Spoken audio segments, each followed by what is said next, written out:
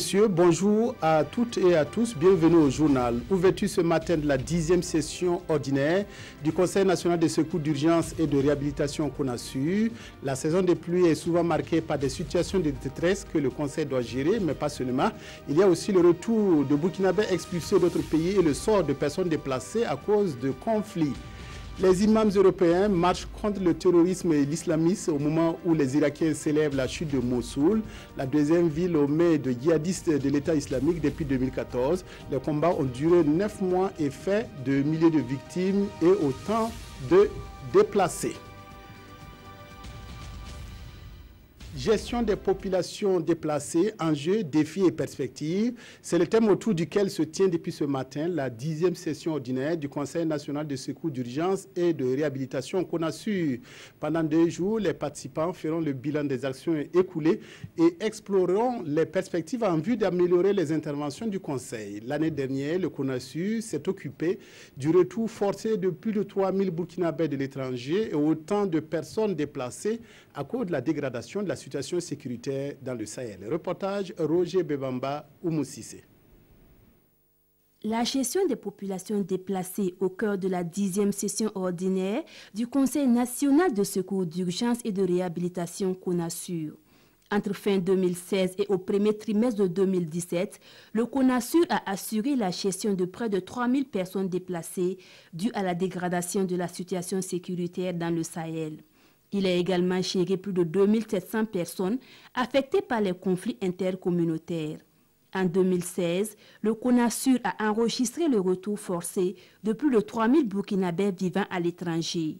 Nous les accueillons, nous assurons leur hébergement pour ceux qui n'ont pas de tuteur ou loger. Nous assurons leur alimentation, leur santé et tout ce qui peut permettre à un homme de vivre dignement.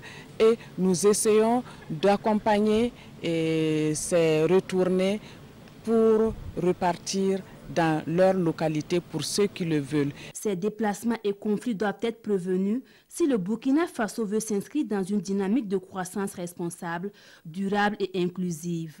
Et pour la gestion des populations déplacées, le pays peut compter sur l'appui des Nations Unies. Ce que nous allons continuer à renforcer les capacités, que la CONASUR ait les outils en cas d'urgence, mais que la CONASUR aussi ait la capacité de coordonner en cas d'urgence. Et au-delà des urgences, que la CONASUR puisse être en mesure d'amener les autres acteurs qui pourront aider en relèvement précoce et à créer les conditions pour ne plus qu'il y ait ce genre de crise. À cette 10e session ordinaire du CONASUR, ces acteurs humanitaires vont faire le bilan des activités de l'année 2016, établir le programme de 2017 et dégager des perspectives en vue d'améliorer leurs interventions futures. La rencontre sur l'état civil qui a réuni à Ouagadougou les acteurs de la justice, des communes et de l'administration territoriale a permis à ses participants d'acquérir de nouvelles connaissances. La formation était axée autour de l'enregistrement et la gestion de l'état civil, une initiative de la communauté Santé Didio à travers le programme Bravo. Ce programme intervient au Burkina depuis 2009 pour la promotion de l'enregistrement de l'état civil. Les précisions de Césaire Carfo, Mariam Dao et Ismaël Djiloma Sirima. Fin de 5 jours de renforcement de capacité dans le domaine de l'enregistrement universel des naissances au Burkina. 164 acteurs de l'état civil des communes rurales et urbaines, du ministère de l'administration territoriale et celui de la justice ont profité de cette opportunité offerte par le programme Bravo pour partager leurs expériences. Les acteurs de l'état civil, ce sont tous ceux qui interviennent d'une manière ou d'une autre à l'établissement de l'état civil, c'est-à-dire du président du tribunal départemental au président du TGI en passant par l'agent d'état civil. Nous avons souhaité avoir un renforcement de capacité pour tous ces acteurs-là et nous sommes à la 6e session. Il y a eu des modules pratiques pour chacun dans son travail. De l'enregistrement de l'état civil à la tenue des archives, en passant par la sensibilisation, sont autant de modules passés en revue au cours de cette formation. Nous sommes très satisfaits parce que les modules qui ont été développés ont vraiment renforcé les capacités des intéressés et nous espérons que les jours à venir, le travail sera amélioré dans les centres d'état civil concernés. La formation, en tout cas, ça a été une importance capitale pour nous, en ce sens que ça nous a permis vraiment de renforcer les capacités, déjà au niveau de l'état civil, et du même coup, ça nous interpelle effectivement par rapport à l'importance en fait, que joue l'état civil dans le système même de la planification voilà, au niveau du Burkina Faso. Depuis 2009, le projet Aide-moi à exister du programme Bravo soutient l'État burkinabé afin de parvenir à l'enregistrement de tous les enfants sur les fichiers d'état civil. Le projet SWED, basé sur l'autonomisation des femmes et filles et dividendes démographiques au Sahel, a un volet communication qui a permis d'organiser une caravane de presse. Les hommes des médias ont séjourné dans les hauts bassins et les cascades pour se rendre compte des actions menées en matière de planification familiale afin de pouvoir sensibiliser les populations. Reportage Kosun Koulibaly, Nathalie Savargo. Pour l'année 2016, la région des Hauts-Bassins a enregistré 30 décès maternels. Le district sanitaire de l'ENA, lui seul, enregistre 6 décès. Les principales causes, généralement, c'est l'hémorragie, les infections, il y a les retards au niveau de la prise de décision. Ensuite, il y a les retards même concernant l'accès aux services et des soins. Le taux d'accouchement dans les Hauts-Bassins est de 86,91%. Et le taux de prévalence contraceptive est à 30,1%, selon le directeur régional de la santé. Leaders coutumiers, religieux et acteurs de santé mènent des activités de sensibilisation autour de la planification familiale. Certains déplorent les effets secondaires des contraceptifs. Mon sang là verse trop. Voilà. J'ai laissé même. Il y a beaucoup de produits que les femmes peuvent commencer à prendre. Arrivé à une certaine période, les menstrues commencent à avoir des... Enfin, elles n'arrivent pas à s'en sortir. Elles ne comprennent même pas les problèmes de foie qui y arrivent.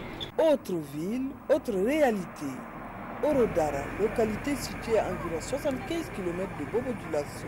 Des activités de sensibilisation sont menées ça et là, nous confirme le premier responsable du district. Et pour les 6 premiers mois de 2017, ce sont plus de 2500 nouvelles utilisatrices de la PF qui ont été enregistrées. Lors de la semaine passée, qu'on a eu du 8 au 14 mai, nous avons reçu une jeune fille de 9 ans qui est venue nous voir pour faire une méthode contraceptive. Donc nous avons dû la conseiller d'aller d'abord attendre qu'elle ait ses règles avant de venir nous voir pour une méthode. La jeune fille était parfaitement consciente de ce que veut dire la PF. Comme elle est sexuellement active, pour elle, il faut tout faire pour ne pas tomber enceinte. Nous avons eu un cas qui nous a été amené même par l'éducation. Une jeune fille de 11 ans qui est tombée enceinte et qu'on nous a envoyé. Après les examens, on s'est rendu compte que, bon, cliniquement, elle était apte. Bon, il n'y avait pas de problème particulier. Donc la grossesse a évolué et la jeune fille a accouché. La non-adhésion des hommes à la PF en milieu rural et le manque de personnel au niveau du district sanitaire sont, entre autres, les problèmes qui entravent la bonne marche des services de santé dans le Kénédougou.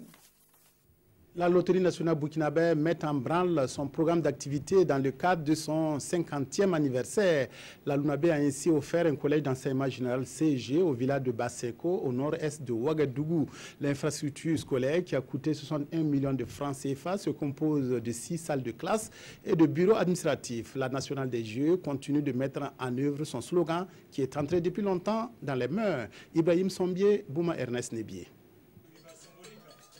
La Loterie nationale burkinabé inaugure là un collège d'enseignement général à l'occasion de la commémoration de son cinquantenaire. Un établissement scolaire qu'elle a construit au profit des populations du quartier Bassenko de Ouagadougou. Dans ce pays, tout est priorité. L'éducation,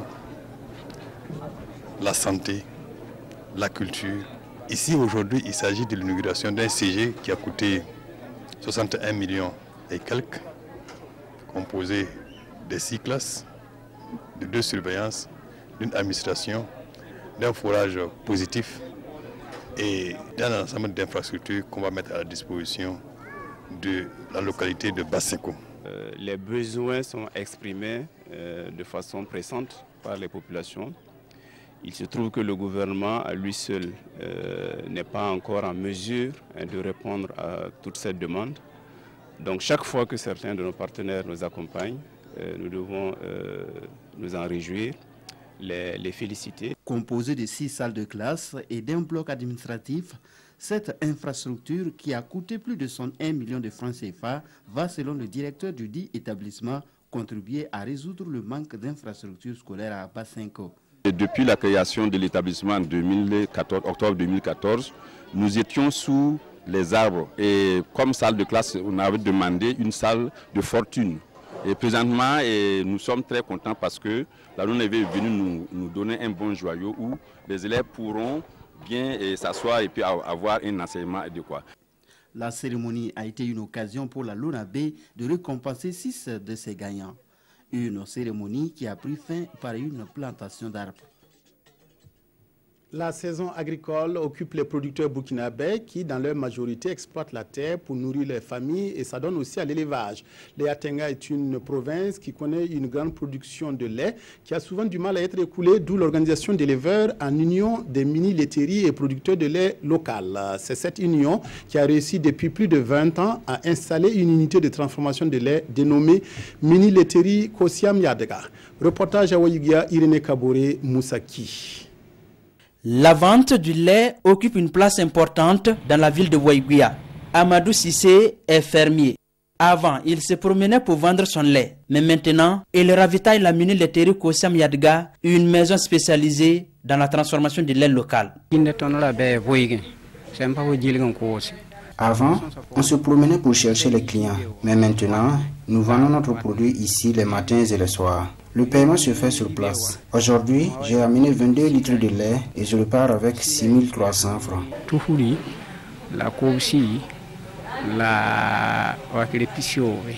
je reçois le lait, quand les producteurs l'amènent, je mesure, on regarde la quantité du lait. Si c'est 5 litres, 3 litres. Voilà. Et on mesure, on regarde aussi la qualité du lait. Si c'est bien, on accepte. Et puis on calcule leur argent, on les remet directement.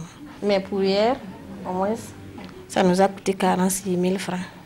Mais ce matin, comme ils n'ont pas encore fini de venir, donc on n'a pas arrêté d'abord. Lamine Traoré et ses collègues peuvent recevoir 150 à 300 litres de lait par jour. Leur travail, transformer et conditionner le lait à l'aide de ces dispositifs. Et parmi les produits finis, on trouve du lait sucré ou non sucré, le yaourt, le gapal et même le lait frais. Ça fait 20 ans que je suis dans ce métier. Quand le lait arrive le matin comme le soir, nous faisons la transformation et le conditionnement. Après, nous ravitaillons les grossistes et les 3 kiosques de la laiterie. Notre salaire varie en fonction du bénéfice engrangé par la maison. Une fois ces produits sur le marché, la réalité est tout autre. Une concurrence s'installe. Le lait importé, jugé moins cher, est en train de nos jours de prendre le dessus au détriment du lait local, selon ses producteurs. Nous ne pouvons pas empêcher les multinationales d'envoyer leurs produits sur le marché du Burkina, mais on peut quand même résister en créant la différence, en montrant, en créant une marque d'interpellation, ce qu'on a appelé faire faso, pour créer la différence et interpeller les consommateurs, dire consommons burkinabé. Pour l'Union nationale des mini-laiteries et producteurs du lait local au Burkina, l'État doit davantage accompagner les mini-laiteries en leur octroyant des marchés institutionnels. Auprès de l'État, on a fait des plaidoyers pour avoir les marchés institutionnels, les cantines scolaires, les camps militaires et les hôpitaux, là où on peut fournir le lait, qu'au moins l'État permette aux mini-laiteries de pouvoir fournir le lait dans ces institutions-là. Les producteurs du Yatenga se tournent aujourd'hui vers les vaches de race capables d'offrir une grande quantité de lait. Et leur ambition est de voir ce secteur contribuer davantage à l'économie du pays grâce au lait et à la viande. La 3e édition du FONI, le festival Ouaga New York, se tiendra à la mi-septembre dans la Grande Pomme. Le festival qui a pour objectif de promouvoir la culture burkinabé auprès de la diaspora et des amis américains intéresse de plus en plus. Lors d'une conférence de presse tenue à Ouagadougou, le promoteur du FONI, Gérard Kouala, a dévoilé le programme de l'édition 2017. Daouda Ouattara, Estelle, Judith Assorba. Les 15, 16 et 17 septembre prochains, la ville de New York va vibrer au rythme de la musique burkinabé. C'est la 3e édition du FONI, le festival Ouaga New York, un festival qui fait la promotion de la musique burkinabé au-delà des frontières. Et nous de la diaspora, loin de la mère patrie, nous avons ce devoir de rester en contact permanent avec notre pays. Nous suivons, c'est vrai, par le canal donc, des médias que vous êtes, tout ce qui se passe ici chez nous, mais nous aimerions également toucher en temps réel la réalité du pays. Voilà pourquoi la venue de différents artistes de différents pans de la culture burkinabé pourront nous permettre de rester en contact permanent. Et tenez-vous bien qu'on a des Burkinabés qui ont des enfants qui sont nés aux États-Unis et qui n'ont jamais, au grand jamais, vu par exemple un artiste burkinabé, qui n'ont jamais approché une star de la musique burkinabé et que l'occasion leur est donnée de s'approcher de cet artiste-là par exemple et de voir des œuvres d'art faites du Burkina Faso. Contribuer à bâtir le Burkina Faso avec sa diaspora, c'est sous ce thème que se tiendra la présente édition. Un thème interpellateur selon le promoteur. Alors, la diaspora burkinabé a aussi une part importante à jouer dans la construction de notre beau pays et nous voulons impliquer davantage la diaspora cette année, pas seulement américaine mais la diaspora burkinabé du monde entier, en les invitant donc à poser des actes forts pour non seulement accompagner ce qui est déjà fait par nos autorités, mais aussi initier des choses de par l'expérience que nous avons dans nos pays d'accueil qui pourraient être utile à mieux bâtir notre pays. Cela est très important parce que quand on donne le dos au pays parce qu'on est parti chercher, qu'on oublie qu'on vient de quelque part, cela est une erreur très grave. Le vainqueur du festival FONI sera récompensé par un trophée. Les Irakiens continuent de célébrer la chute de Mossoul, la 2e ville du pays, reprise après 9 mois de combats intenses contre les hommes de l'EIE. Le premier ministre irakien a annoncé sur place la libération de Mossoul des mains des djihadistes et islamistes qui la contrôlaient depuis 2014. Pourtant, quelques poches de résistance existent toujours dans cette ville proclamée par le chef de l'État islamique comme le siège de son califat.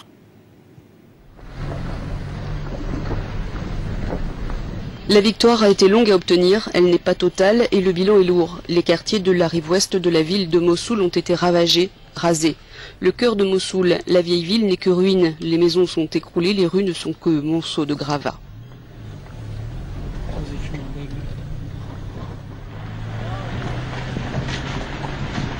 Selon l'Organisation des Nations Unies, il faudra plus d'1 milliard de dollars seulement pour reconstruire les infrastructures de base. Et il faudra plusieurs autres milliards pour que la rive ouest retrouve son visage, redevienne tout simplement vivable.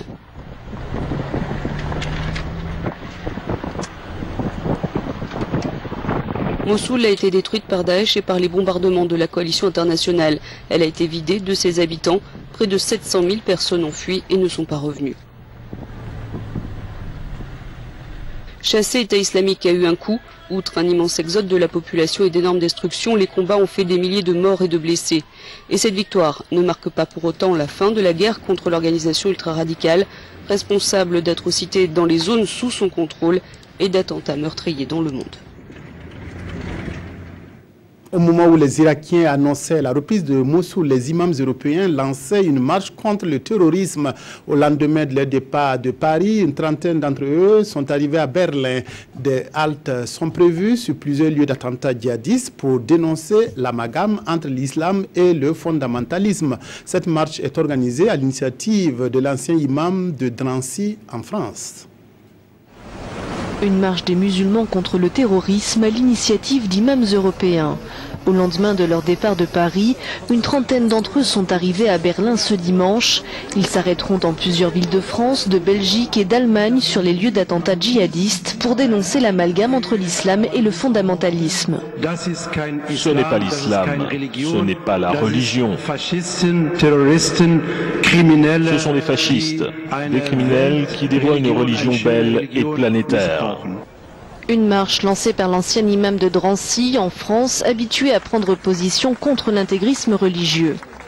Je pense que c'est notre devoir, les musulmans, en Belgique, en Allemagne, en France, en Italie, ailleurs, de dire non, non au terrorisme, non à la haine, non à la barbarie. Et notre message, c'est la fraternité et l'amour. Cette marche est cependant loin de faire l'unanimité, rejetée par le Conseil français du culte musulman et par d'autres instances religieuses. Son arrivée est prévue à Paris sur le Champ de Mars le 14 juillet prochain.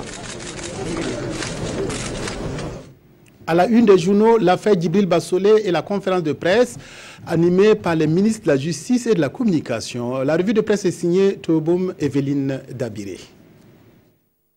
Détention arbitraire du général Bassolé, le Burkina s'inscrit en faux, informe l'observateur Palga. En rappel, les avocats de Djibril Bassolé avaient saisi le groupe de travail de l'ONU sur la détention arbitraire de leur client afin qu'il se prononce sur ce fait. C'est maintenant chose faite car, lors de sa 78e session, écrit l'observateur Palga, le groupe de travail de l'ONU a conclu que le général était arbitrairement détenu par le tribunal militaire. De l'avis de ce groupe, poursuit le journal, le fait de soumettre le général à la justice militaire au lieu de la justice civile viole son droit à un procès équitable. Autrement dit, explique Sidoya, Djibril Bassolé était un civil au moment des faits et non un militaire parce qu'il était en situation de disponibilité. De ce fait, il aurait dû être traduit devant un tribunal civil plutôt que militaire. Face à cette position de l'ONU, l'État burkinabé s'inscrit en faux et précise que le groupe de travail n'a pas tenu compte de la spécificité du droit burkinabé, lit-on dans le pays. Au Burkina, poursuit le ministre Bagoro dans ce journal, les militaires en disponibilité conservent leur statut de militaire et restent donc soumis aux règles et à la déontologie militaire.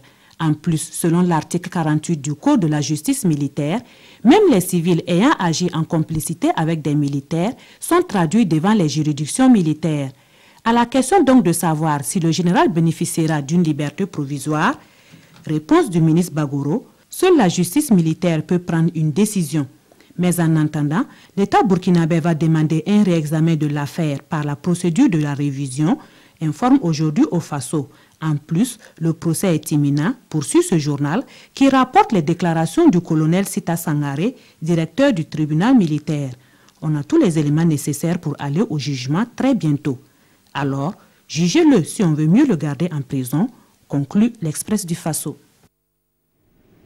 Fin de votre journal. Merci de votre aimable attention à la RTB. Excellent après-midi à toutes et à tous.